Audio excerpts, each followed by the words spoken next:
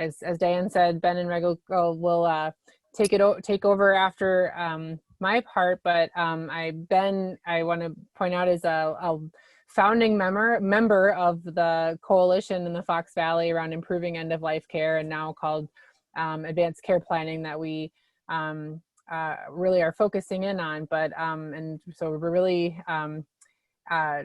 so happy to have him as part of our team still, and he's really an asset in our community that we're really really lucky to benefit from him. So thank you for being here and having me join you today with this. But I'm gonna, when we talk about advanced care planning, we take a really general approach because it's really important for everybody.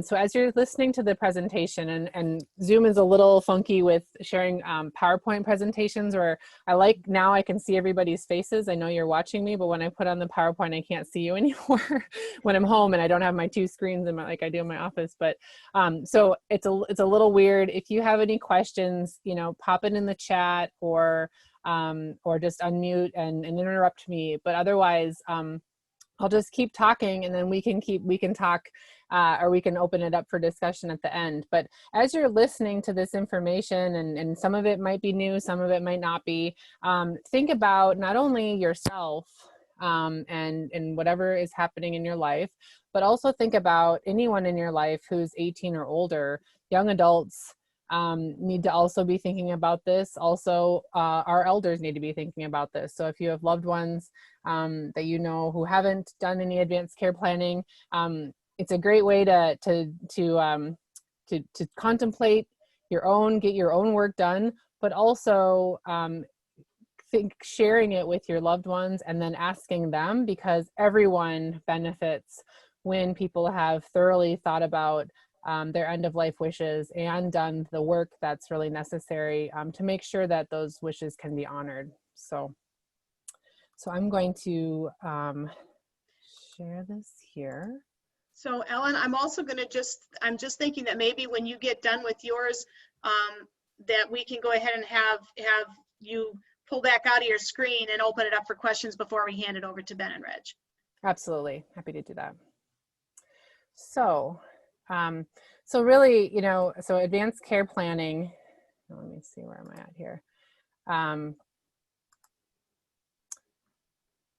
We're going to talk about what it is, why it's vital for you and your loved ones, and really anyone in your circle and in your support system to be thinking about this. How do you get started? Excuse me. Or how do you continue, or how do you update if you've already done some initial advanced care planning, or completed some of the documents, and where to reach out for help. And also, Diane sent in the email earlier today lots of resources, and I'll try to come back to those. But one of them is a list of websites for different health systems and in your location. And so while we are located in the Fox Valley, health systems and a couple community groups throughout the state are also available to support folks who are needing help with either document completion or conversations or questions or anything like that. So advanced care planning is really a philosophy. It's just a way of thinking about of making sure that the people who matter to you know what matters most to you. So making sure that those that you love, that are in your family, that are in your support circle, but also those that are caring for you, that they know what matters most to you and what makes life worth living for you. It's thinking about, talking about, and then writing down or documenting your wishes for future healthcare. So lots of times we think about the legal documents, we think about advance directives or power of attorney for healthcare. And while those are very, very important, and I'll talk about that, it's much more than that. It's not just completing the documents, that's the first step, but it's bringing them to life and having these conversations where you can share those situations that we don't write down or document in any way, but it's those conversations that really do last into a crisis or a medical emergency, or into for someone who's receiving care at the end of their life. So it's about conversations with your family and your friends and anyone that you would trust Basically, I would say, you know, anyone who would show up at the hospital or would show up at your house if there was a crisis or an emergency, they need to know your wishes. They need to know what's important to you. Maybe they're not listed as a decision maker, but they would be there to support whomever you trust to speak for you. It's also about conversations with your healthcare professionals. So ongoing conversations where your doctor, nurse practitioner, or PA can document within your medical record. All of those records can be utilized in an emergency situation to know what your wishes would be regarding your care. And it also includes the documents, and they're very, very important in Wisconsin, and I'll talk about that, but they're not everything. So why is this important? People lose the ability to speak for themselves for many different reasons. So it can be due to an accident or illness, it can be temporary, it can be permanent.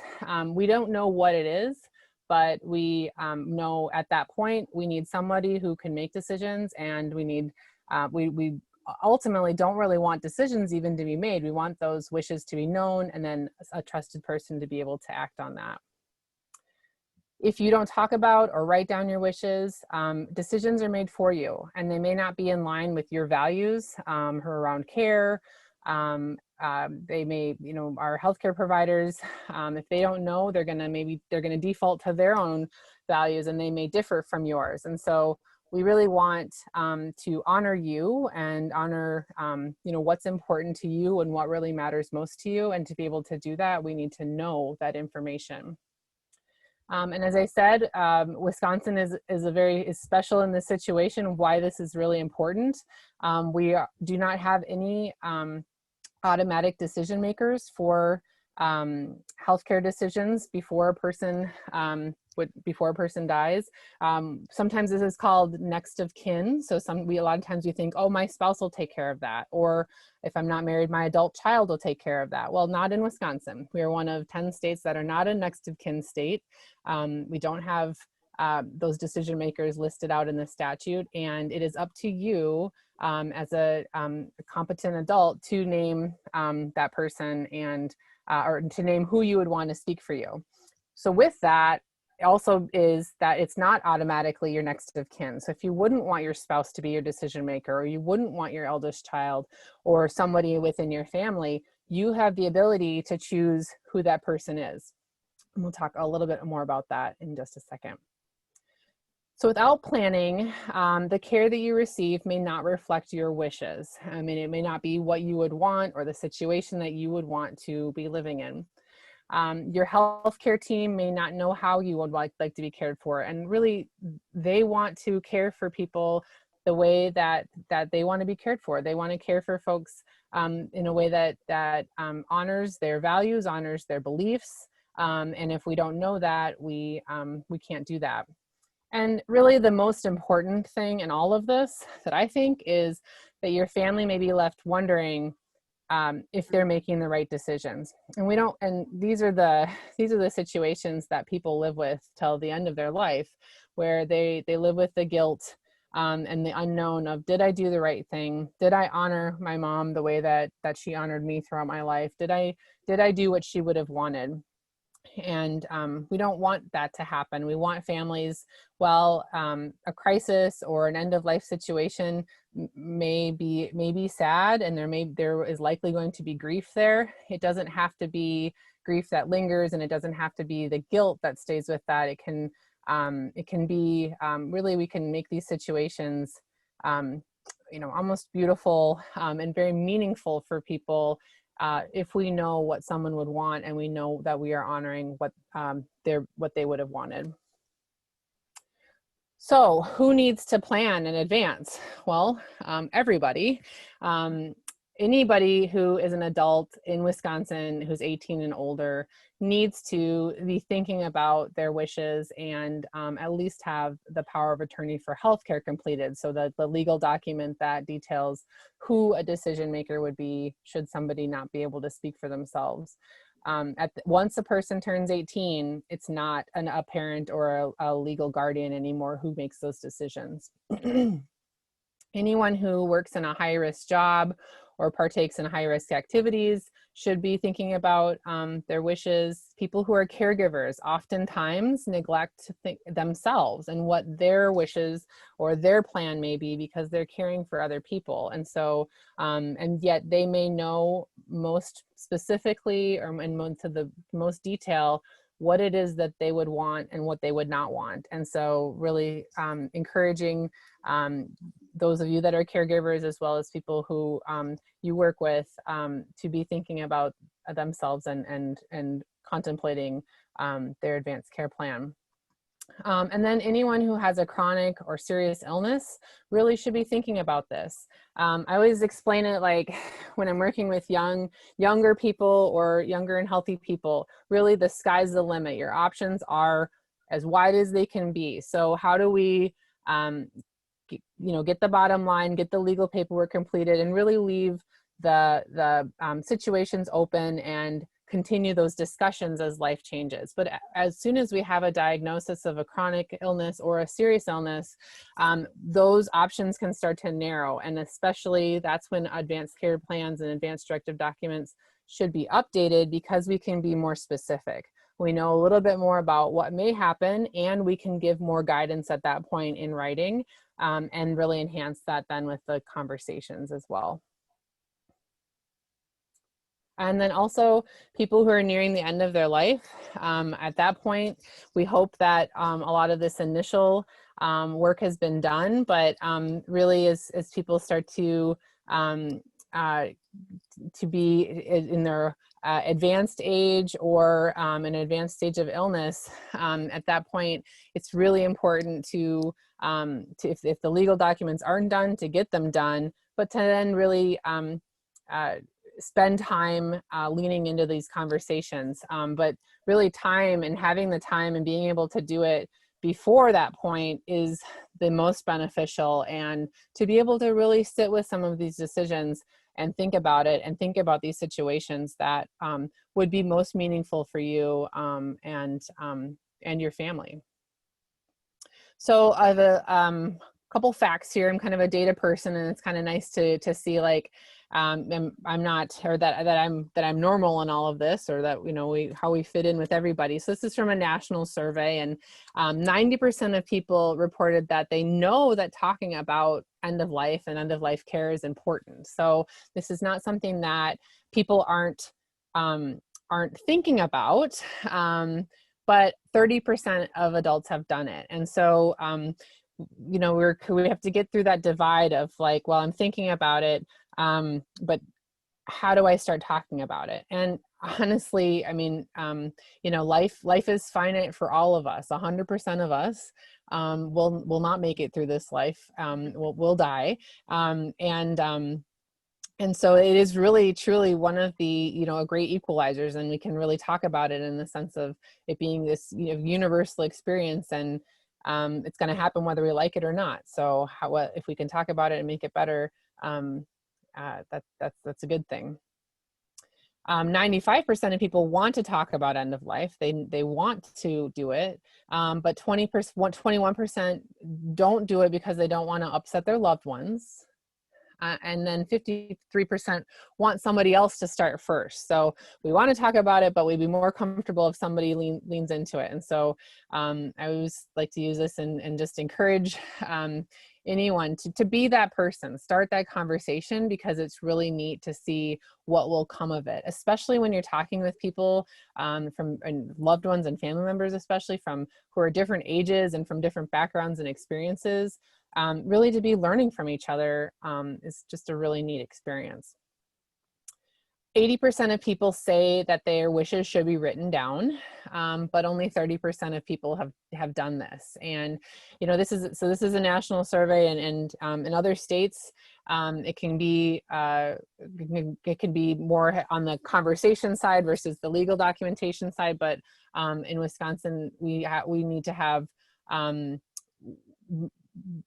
written authorization, at least for our power of attorney, but really having those written wishes is very important, and that can be supplemented with those conversations.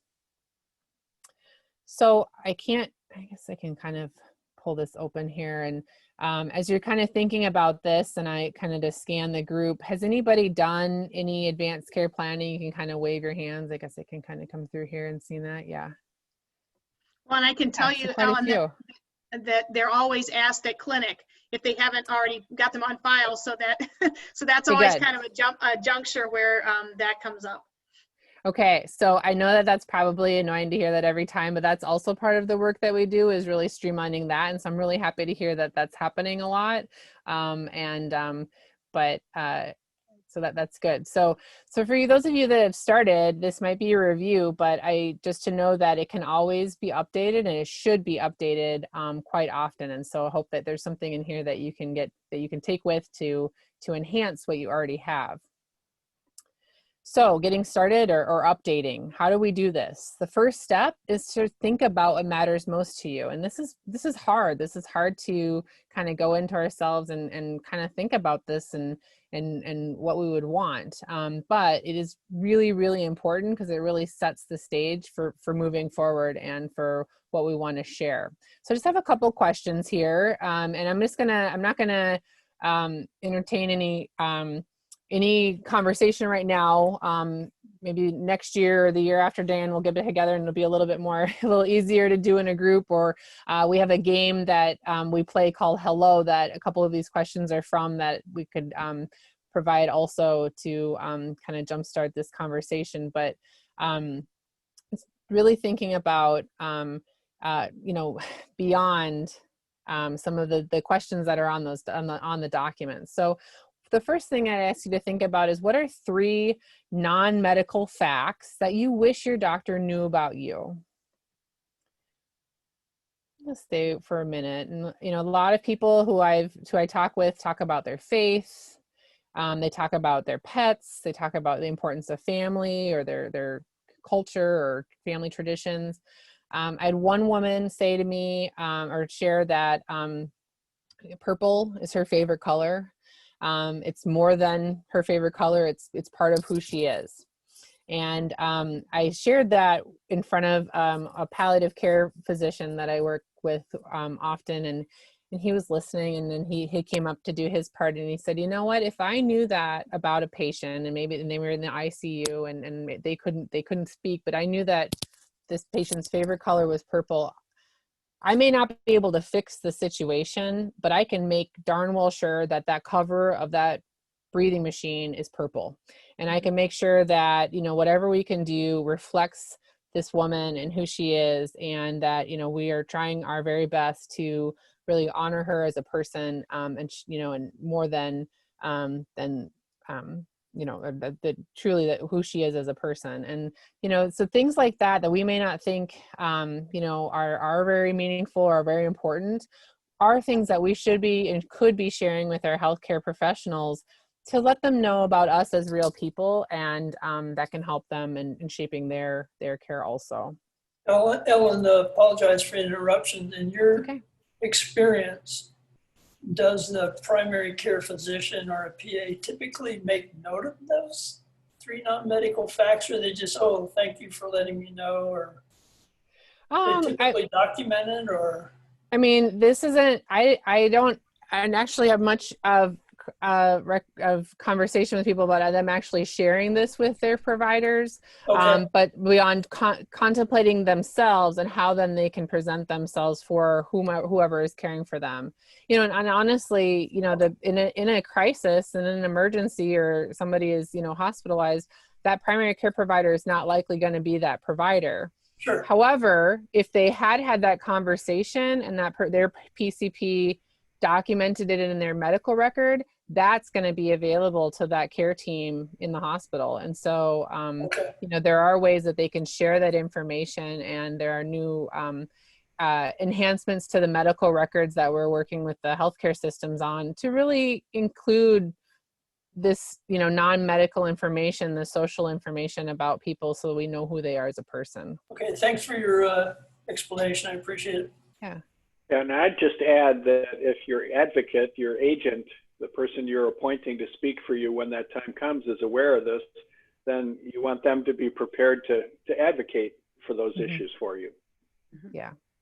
I think that, you know, one of the points with this question too is you are more than your medical condition, right? And so, you know, really as much as we can do to let our medical providers know about us as people, that's you know, really impactful, and it can help with I mean, you know, with really supporting them and putting the time in and the energy into knowing us, whether we can speak or not too.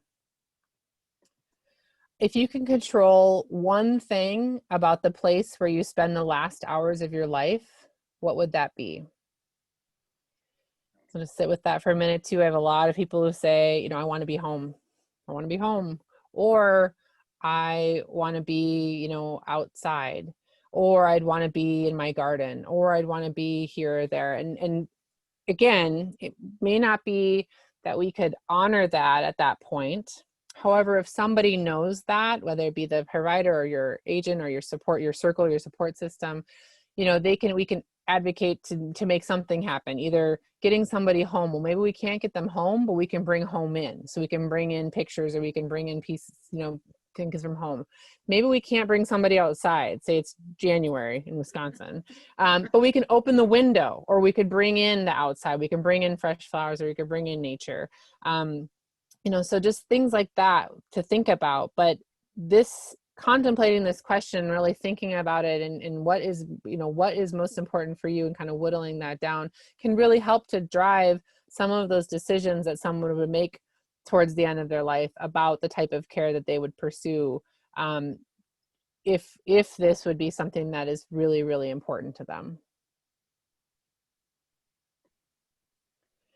What does living well mean to you? And this is something that, you know, changes day by day, but really is important to think about, you know, where you're at today. What makes life worth living? What is a good day for you? So we use this question when we facilitate conversations with people, before we complete documents. And, you know, when you go to bed at night and you're like, that was a really good day. What made it that way? What were you able to do? What, you know, what happened? Versus, you know, the days where we have a lot of things that maybe didn't go the way we would want them to be. But what really, you know, helps us to find those pieces that make life worth living, and really what matters. So an example of this is from a book called Being Mortal by Dr. Atul Gawande, and some people may have seen the Frontline series or read the book. It's really a really wonderful book. But this gentleman was going in for surgery, and he was talking with his daughter, who is his healthcare agent, and he said, you know what, after this surgery, you know, as long as I'm able to eat chocolate ice cream and watch baseball, I'm good. Do what you can to keep me alive, keep me that way. But if I can't do that anymore, then, you know, then it's not really, life isn't you know, important to me at that point. But so, you know, again, these are unique to each one of us, but things like that, where we really think about, you know, what is really, really important to me, and how can I describe that to my loved ones so they can help, that situation could help make decisions, if it came down to that, if they needed to step in and make healthcare decisions for me. And then really importantly, who else besides you knows the answers to these questions? I know we didn't have hardly any dialogue with this, but I hope you were kind of contemplating your own thoughts in your head. But who else besides you knows your answers, and who should know the answers to these questions? And so how do we make sure that not only do we kind of lean into this and think about it for ourselves and really kind of start our planning process, but then sharing that, because we need to share it and share it again, with our agents and our support system, because it's really, really important that they fully understand, where we're coming from, and that they would feel supported and comfortable making our decisions, if we're not there to say, yes, that's what I want. So some of the considerations that I wanted to discuss as you're thinking about and contemplating this for people who are living with ALS is questions and conversations with loved ones and your healthcare professionals about certain medications. And these are different things that you can put into the advanced directive or the advanced care plan around different medications that you would be okay with or not okay with. Whether or not you would like to participate in clinical trials or not. These are ways that that you can make your wishes known should you be not able to communicate them for one reason or another. And Diane and I have talked about that a lot of times people who are living with ALS may not lose that ability to communicate or that ability to make those wishes known. However, taking the time to contemplate what you would want and where you're at right now can be really important in having those ongoing conversations, and then how those wishes may change, and to think about that as things change over time and as abilities change, your wishes about medications or clinical trials, for example, might change also. The same thing with getting a feeding tube is something to think about. Should you be having trouble with choking or trouble with eating or drinking or swallowing. And so many, from my understanding, many ALS patients do opt to get a feeding tube, and it's a pretty quick procedure. And then you can always decide whether you'd want to use it or not in the future. Another decision to think about and to contemplate and to talk about with loved ones and especially healthcare providers is whether or not to have a tracheotomy or a permanent ventilation. Again, this is a surgical procedure, not without risk, but something to think about of adding quality or not, and what that future may look like. Thinking about that now, thinking about those possible medical interventions now can help to guide and make that that decision or that process easier in the future or smoother in the future should it get to that.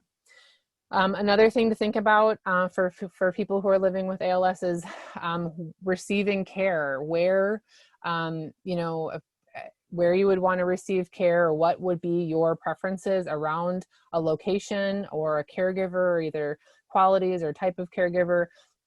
Contemplating those things ahead of time and having those conversations and then writing down those wishes can really help to guide that decision should it get there. And then there's other decisions that we can talk about too in the discussion also. So the second step after thinking about wishes is choosing that healthcare agent, choosing that person who would potentially speak for you or make those decisions should you be unable to speak for yourself. And again, I covered this before, but many times this is a spouse or a close family member, but it doesn't have to be. And sometimes in situations with a progressive serious illness, sometimes having somebody who is maybe one step removed has been really helpful. Maybe it's a family member who's in the medical field, or someone who's not as emotionally connected, who is confident in making decisions, and you're trusting and then confident in them in making decisions. Sometimes it comes to that, and that's whatever the situation is fine. We just need to have it figured out before it would be needed. So it's important to ask somebody who you can trust. This person would be tasked with stepping in to make any healthcare decision for you if you are not able to make those decisions. So you want to be able to trust that they would be able to make your decisions. You want to choose somebody and ask someone who is willing to take on the role. Sometimes our spouse or we have our children, sometimes they don't want to do it. It's too much. It's a lot of pressure, and it's a lot of work. And so we highly suggest that you ask them, could you do this? Would you do this for me? We want to choose somebody who can make decisions in difficult situations. So this person is your advocate. This person needs to stand up and speak for you, and it might be standing up against people who are in positions of authority. And so we want to Make sure it's not somebody who's going to melt under pressure, or not be able to kind of be steadfast in what would be best for you. And then finally, we want somebody who's willing to follow your wishes, even if they don't always agree with them. They're not speaking for themselves, they're speaking for you. And so would you trust them to speak for you? So just another question for you to contemplate: who is a potential agent that you have in your life? And do you have backup agents potentially? And so we really suggest that you have your primary person, but maybe there's 2 or 3 other people who you would want to list as secondary or tertiary agents who could step in if your first agent wasn't able to make decisions for you. And then the third step is to complete the documents. And so really putting in this work ahead of time can really create documents that are very robust and have the information that we need, and really can help you to go into that situation of completing those legal documents, which are not always the most heartwarming or at the lowest reading levels and understandable for everyone. They can be a pretty high pressure situation sometimes, and so we want to make sure that people are really prepared before they complete those documents, that they've done this thinking and that they can feel confident in that.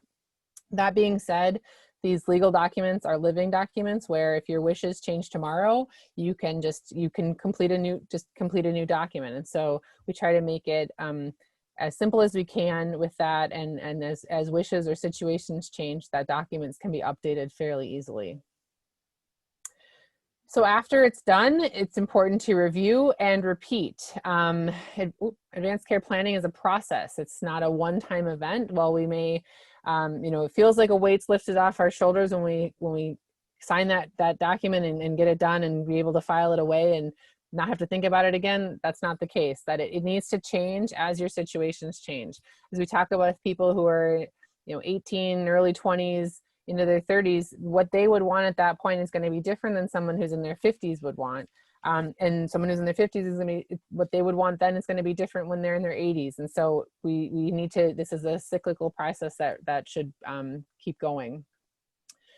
Your wishes may change as your situations change. Maybe as a chronic illness progresses, what we would want may change. As our own relationships with our family members and our loved ones change, we may want to update our documents to make sure that that's reflected also. Who you would want to speak for you may change, again with relationships, but the documents don't expire. The one way that they become null and void is if a couple were to divorce. At that point, then the document becomes null and void, the advance directive document. And so we would want to think about that as we go through potential life situations like that also. And then it's really important to continue this conversation with your doctor and your healthcare professionals and other specialists that you may be working with. Again, I know there's not a lot of time that we have to talk and have these meaningful conversations with our healthcare professionals, but again, they should be documenting the things that you're saying, and that can be utilized in an emergency or a crisis situation also, should we not know what you would want. But continuing that conversation and putting those questions that you may have back on your doctor is also is important to do also. So my situation. What would you do? What would you do for your mom in this situation? Kind of having that back and forth and that dialogue can really help get that information also and help to clarify some of your wishes, whether you're writing them down or not too. So when should it be updated?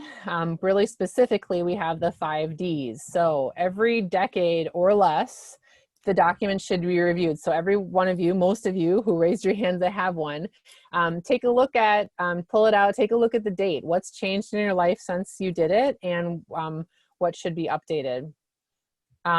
Anytime that you have a death in your family that you learned from, or even we have some high profile deaths that we learned from also, that's an important time to update it. Is there something that I learned from that experience that I would want for myself, or would I not want for myself? I should be writing that down. And so it's a great opportunity to kind of reflect on our own situation, and say, okay, you know, this is what I would want. Those are also great situations in conversation to go back to. So, you know, as you're talking with your loved ones, remember Aunt so-and-so and this that she went through, like, this is what I would want there, or this is what I wouldn't want. Never do this, you know. And so using those experiences are great too for conversation. Anytime that you have a new diagnosis or a decline in health, these are good opportunities to update the documents, to make sure to review the documents, make sure that they are still in accordance with what you would want, but then to continue those conversations and update those members of your support system about what's going on and what they should be knowing about. And especially your agent, if they're maybe not an immediate family member, but to continue to keep them abreast of what's happening with your own health so that they would be prepared. And then finally, as I mentioned, should there be a divorce, that is a very important time to update and to redo the documents. So some final tips with this is to be patient. Don't steer these conversations, let them happen. Media can be really helpful, and one of the many healthcare related TV shows that are on right now, or other real life experiences that are happening, use those to again share what your wishes would be, to even just pose these questions to our loved ones, you know, in this situation, what would you want here, and to talk through it that way. Nothing is set in stone. Everything can be updated, and that every attempt at having these conversations are valuable. The number of times I've talked to people who have gone through a crisis or an emergency, like an accident situation, you know, oh, we just talked about this, you know, a couple weeks ago, and that can be really, really helpful in carrying somebody through that situation and ensuring that they, you know, feel confident in making those decisions, but also that they're making decisions that their loved one would want. And as you have these conversations, and it's one of many conversations that you would be having with your loved ones, whether the immediate or you know, the other family members or people within our support system, you know, we don't have to cover everything at one time, but just to kind of start to pepper it in, and again, put it back on those that we love in our lives to say, you know, what is it that you would want here? Because we never know what might happen. And I've just been doing some reading, and I think about this and going through the slides. What we're finding is that, you know, the more we're having more documents are being completed, we're seeing more agents being listed, but we're not.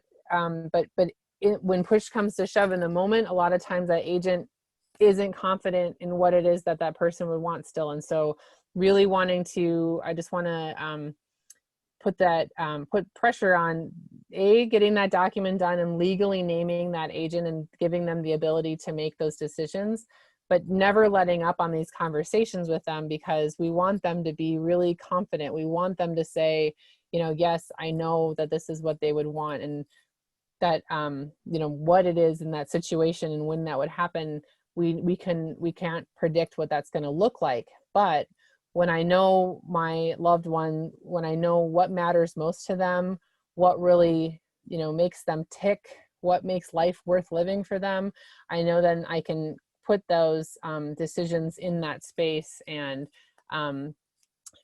make decisions then that would be most in line with what matters most to my loved one that way. So next steps are to go through these steps, talk about your wishes with your loved ones, choose your agent, or go back and ask the person that you have listed already, get the documents done or update them. And as I said before, we have the handout that has the local resources that are available.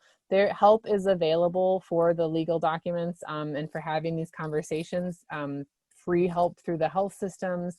Locally within the Fox Valley, we have classes almost every week of the month. And then the Let's Talk Fox Valley also has, we do free appointments with trained facilitators to sit down with individuals or families and to walk through these steps together, and then walk through that document to complete it and make it legal, and then to repeat it as life changes.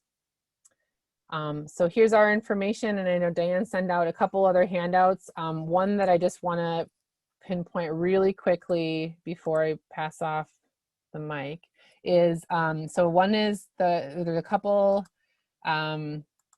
just about advanced care planning and what is a healthcare agent, but that, oh no, it's right behind my little thing here. So this one is 25 questions to discuss with your healthcare agent, is from GWAR, which is the statewide, the Greater Wisconsin Area Aging Resources. So there's kind of a statewide ADRC. And they're really great questions that we don't cover on the legal documents, that really your agent should know about you. And I think I always go to this one, like, if you have a doctor, do you like him or her? Why not? We don't really get to that. And these are important things that someone who's speaking for us should know, and should know how we feel and about those other relationships we have with our medical providers. And, so this is one that I really highly suggest taking a look at and reading through, and talking with your healthcare agent, and then asking your agent, their answers also, so you can have that sort of that dialogue. And finally, I'll end with this. I just love this last sentence. How well your healthcare agent performs depends on how well you have prepared them. And so really, it's not about just listing them and expecting things just to happen. You have to cultivate that and really grow that relationship and grow that partnership there. And so I want to encourage you to do that. So with that, I will turn it over to Ben and Reg, who talk more about the rest of the piece that with estate planning and financial considerations also. So before we make that handoff, I'm going to intercept the baton here to actually have to activate their power of attorney for healthcare. So it could happen. Most often when those things happen is when somebody's, in a car accident and they're unconscious and they can't speak for themselves. It sometimes happens when there are cognition issues, and, for purposes of someone with advanced Alzheimer's or whatever, that they really can't make good decisions for themselves. So it's not that common that your healthcare agent would have to speak on your behalf. That being said, again, oftentimes ALS can ultimately, when you're getting towards the end, involve a difficulty speaking. So even though the person may know their own mind, they may not be able to vocalize. And so again, that agent being familiar is going to be important. And sometimes just the stress of a situation can cause it to be difficult for someone to speak, and so then you as their agent are there to advocate. You mentioned, Ellen, about the feeding tube. So for example, a lot of times in our society, we think about a feeding tube as something that would be considered life support, or something where somebody is, unnaturally being, their life being extended. Whereas with ALS, many people, especially when speech is the first thing affected, will be on a feeding tube for long periods of time and have very good quality of life with that. So those conversations are really, really important. And I thank you very much, Ellen. Does anyone, before we move on, have any questions or comments? I know we talked about this last year too, with feeding tubes and with the activating the documents. I think absolutely right. I mean, we all need to have that advocate or that group of advocates too, depending, when especially with a serious and progressive illness, and really thinking and having, folks that we can lean on. But also, in thinking about the considerations, especially with the feeding tube or a tracheotomy too, at what point would it be the time to discontinue that use? Those are those conversations also, that especially if they're really highly, if it's very common to get it, it may be at some point time to take it out too. And so to really have those meaningful conversations ahead of time about at what point, what would be that situation, then that would be really, that's very, very important, and applies in this situation also. So I appreciate that. Thank you for bringing that up again. Thanks. Yeah, I totally agree with that, and wanted to say that a lot of the updating that people can do on their healthcare directives as their wishes or their values progress or change is in the conversations with my agent. It doesn't have to be putting more stuff in the document. You can't spell out the next 5 years of your healthcare decisions in a legal document today. So we're really looking at authorizing people to be your decision makers and then being sure they're clued in to what your values and your wishes are for what you can foresee. And so a lot of those updates would be in conversation-based updates, not necessarily legal documents. At least that's my opinion. And I would echo that, Ben, and I would, advise clients to do the same thing, that, changing the documents, you can do that at any point in time, but there are some formalities to do that. It has to be signed by you in front of 2 witnesses who aren't related to you. And obviously, as we're discovering with COVID, that signing these documents sometimes can be a bit of a challenge. So we've advised our clients that if they have wishes, to have that conversation so critical, but then to kind of, every day, with computer, we back stuff up, to back up that conversation on, in a writing, it could be something as simple as a letter, or type something up on your computer and leaving it with that advance directive, with that healthcare power of attorney, saying, these are my wishes, these are, how I want, my care to be received. And then you can modify that at any time as your wishes change, and then just update that and keep it with the papers. And you wouldn't necessarily have to change the documentation as far as who your agent is, those decision makers, but it gives them a little bit more guidance, more instruction as far as what those wishes would be. Because the other thing is human nature. These discussions are uncomfortable, they're awkward. Some people are very squeamish about it, and you talk about it, and then you have a great conversation and it's done.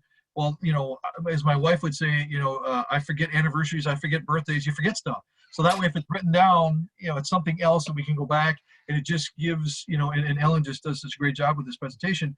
But I don't want my loved ones to have any second guessing, any doubts, that they can go back to that writing and say, yeah, this is exactly right. I remember talking about this now. This is what they wanted, so they don't second guess those decisions for the rest of their days.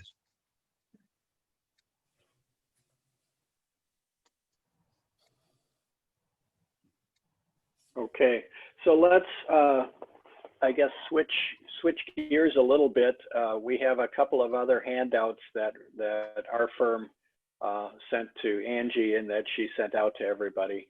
So Angie, if you could put up the estate planning summary document, then we'll talk about some of the estate planning issues beyond, well, and also including healthcare. So this is our version of a summary of the important considerations, kind of a simple explanation of the various types of potential legal documents or arrangements that people might be interested in.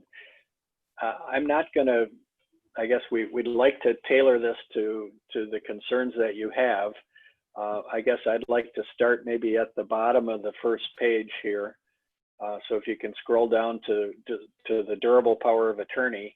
We talked about advance directives, which for most people is going to be a healthcare power of attorney authorizing somebody or a series of somebodies to step in when I can't and make my decisions or be my advocate. Durable power of attorney is basically authorizing somebody to handle my finances and legal matters. Even though I could still do it myself, my wife and I have power of attorneys where we appoint each other to be decision makers, and if one of us can't decide or handle things for the other, then we have our 2 adult daughters who either one of them can make decisions or handle taking money out of our accounts and paying our bills and making arrangements. And I guess this plus a healthcare power of attorney for somebody with a progressive illness are really crucial documents to have. I can't see everybody's face with that document up there. And this is another situation where it's critical to update this document periodically, not necessarily to change agents, although obviously if you're going to fire somebody or somebody passes away, that's an important time to update. But the laws change, and my experience with clients is we try to encourage them to at least take a look at these and read them over every 5 years, and maybe come in for a legal checkup to see what of their legal arrangements might, what's good and solid and good for another 5 years, and what should we update at this point in time. And just to chime in there, to echo, Ben, what you were saying, that with that financial power of attorney is such a critical document. And again, as Ellen pointed out before, on the medical side of the power of attorney, that the same is true on the financial, the durable power of attorney, is that we do not have an automatic decision maker for us in the financial world. That Wisconsin, we're a marital property law state, so we have lots of rights as married couples. However, we do not have the automatic right to manage one another's financial affairs. So if I were in a car accident, my wife and I have a joint checking account, so obviously she can continue to access that, pay bills, we have joint CDs, those kinds of things. But I've got an IRA, and IRA is an individual retirement account. She is named as the beneficiary, but she's not the beneficiary until I die. So even though she's married to me, she has no authority to manage that IRA during my lifetime. At the same time, I've got a life insurance policy. She's the beneficiary, but not until I'm gone. So she can't talk to my life insurance agent. She can't do anything as far as that policy is concerned. Wisconsin provides a lot of protections for homesteads for couples. So even if I'm married and the house is strictly in my name, that I can't sell the house without my wife, signing off on that. I can't refinance a mortgage or put a mortgage against that property without my wife agreeing to that. So again, we can't just do those things for one another. The power of attorney document allows us to do those things for each other. So it's a huge misnomer that we run into all the time, that spouses have all these automatic rights, and we do have many rights as a couple, but we can't just do everything carte blanche for one another. So another reason why that power of attorney document is so important. Right, and then the power of attorney, the durable power of attorney, and the word durable simply means that if I become incapacitated later on, if I've signed this properly while I did have legal capacity to do it, then the document still is in effect unless I later revoke it or die. Those are the two circumstances where the document can be canceled. But if you, and we can make these documents go into effect immediately the day they're signed and notarized or witnessed, or we can have them go into effect only if I become incapacitated, or only if I resign. So it's different from the medical power of attorney. Normally, the advance directive doesn't go into effect unless two doctors or a physician and another advanced nurse practitioner or someone authorized under the law say that I can no longer make my decisions or communicate those decisions. So you can choose when you do this whether you want your agent to step in for convenience at some point, in which case it should be made to be immediately effective, or whether I've got an agent but I don't really want that person to step in unless nobody else can, unless I really can't do it. And then you might want it to go into effect at a future point under a future condition.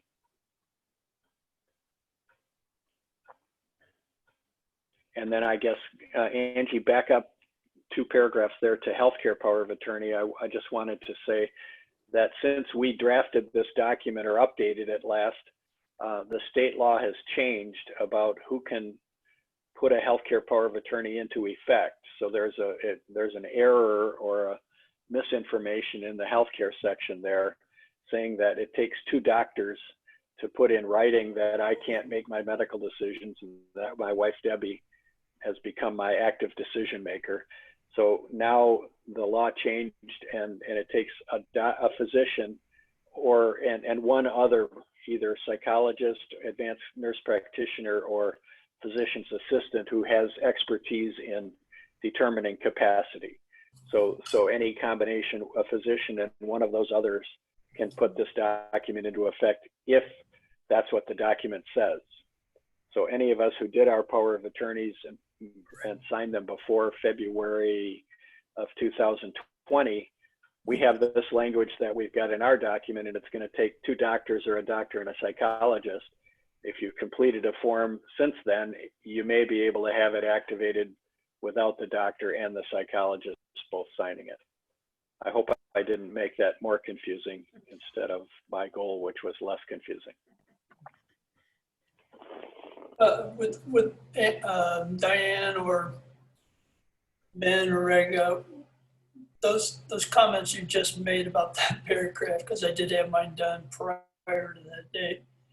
Would you be able to somewhere in the notes or something as part of this presentation, just to, mention that date and kind of a little subparagraph of what that means for us. Are you talking about what Ben just was explaining, that it could be 2 doctors or it could be a doctor and like a nurse practitioner? Yes. Yeah. Yeah. It basically is going to be governed by what your document says in its language. So I'm just saying, if your document is one that was existing before, I think it's basically the middle of February this year, then it's going to say it takes 2 physicians or a physician and a psychologist. Mm-hmm. And no matter what the current law says, that's who's going to have to activate your document. And if you're okay with that, you don't need to change it. But but the document, the basic form of the document was updated around the beginning of March or middle of March, and the new document allows not just the 2 physicians or psychologists, but it allows nurse practitioners and physician assistants to be involved in that process. So only a document that says that is going to be able to be activated by those combination of people. Okay, thank you. Yeah, and if you want to have one that's more easily in effect activated, especially if you're in a rural hospital setting where you may not have 2 doctors that'll be able to activate it or a psychologist, then it's as simple as getting a new form and transferring your information to the new form and witnessing it with a couple of adult friends, and then being sure that everybody has copies of the new document, which will cancel the old one. So Ben, I just want to be sure that, because our time is starting to run down, that we kind of speak a little bit to sort of the estate planning. I realize that's a whole nother presentation for another, for a whole separate thing. But if you could speak a little bit to sort of, I know that you have an elder care law specialty. Kind of what does that mean in terms of, if people are thinking, maybe I want to, get an attorney on board to, kind of help guide me in how to make some decisions. Can you speak to that? Sure. I mean, it's obviously important for people to have some sort of direct planning involved in, well, in addition to who's going to be my decision maker and step in and manage things, when I die, where do I want my assets to go and how are they going to get there? So there's a lot of discussion and thought that needs to go into that process. Many people or couples can avoid going through any type of probate process. Sometimes probate is a helpful system that you have to take advantage of. And in our opinion, the best attorneys to do that are elder and special needs law attorneys. So Allie and Reg and I are members of the National Academy of Elder Law Attorneys and the Wisconsin chapter of that organization, and also the elder law section of the State Bar of Wisconsin. And people who belong to those types of organizations are going to be better trained and more current with the legal situation of people with disabilities and advanced progressive illness issues. So they can, I don't know, Reg, if we reference NALA specifically, but we can send some information to Diane, and you can maybe disseminate it to the group of the websites where they could go to look up attorneys in their area that are members of those organizations. Yeah, sure. We can definitely do that. Yeah. And Ben, I think, it's so helpful to, people sometimes ask, what does it mean to be an elder law attorney? And I think, Ben, I had a definition. Ben's is far, far better than mine. That Ben's, compared it to an estate planning attorney. An estate planning attorney, obviously very knowledgeable on these documents, but really the estate planning attorney focuses on when we pass, when we die, making sure everything we have gets to where it's supposed to go. And Ben really describes an elder law attorney as, absolutely we worry about death, but we worry about living almost more.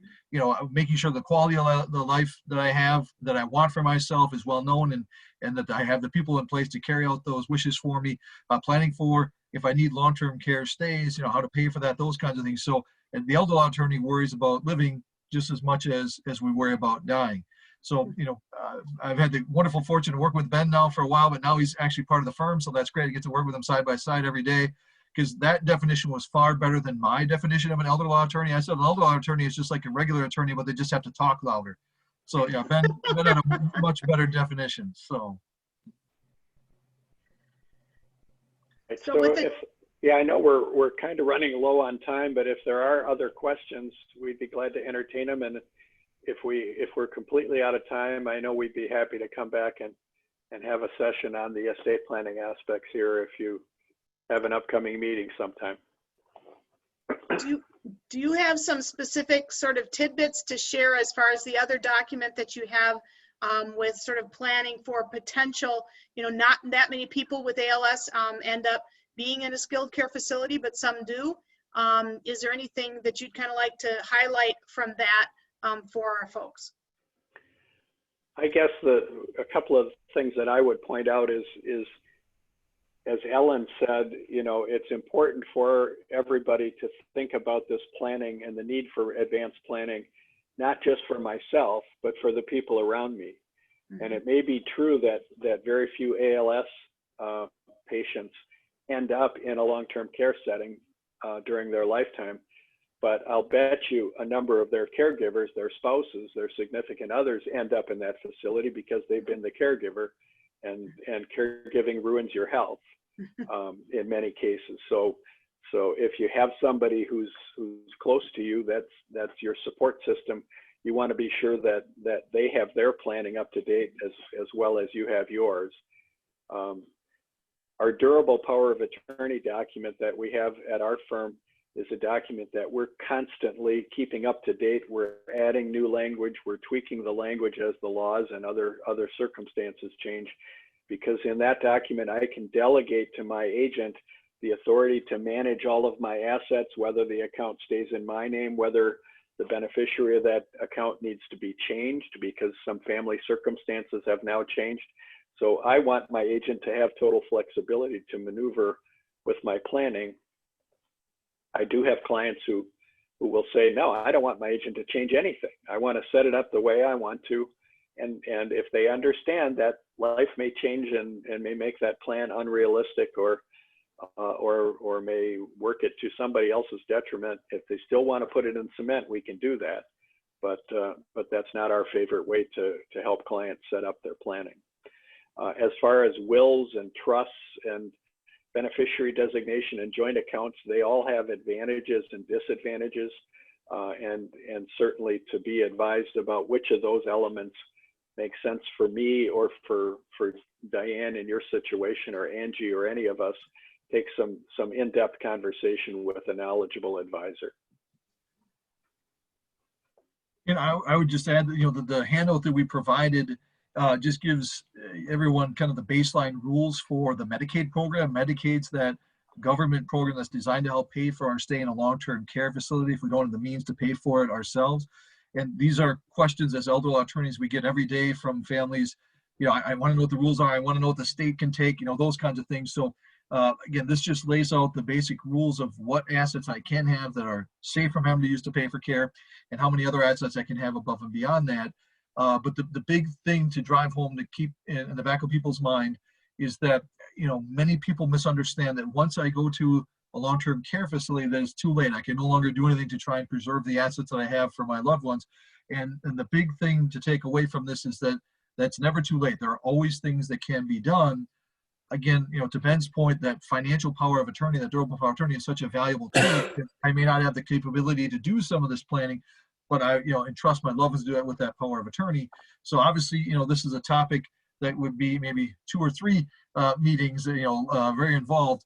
But just the takeaway is that if we'd ever be looking at long-term care, that it's never too late. There are always things that can be done, because obviously it's a very expensive proposition, and many families are worried about losing their nest egg and wanting to have some type of inheritance for their kids. And that's something that we always, can get together and discuss.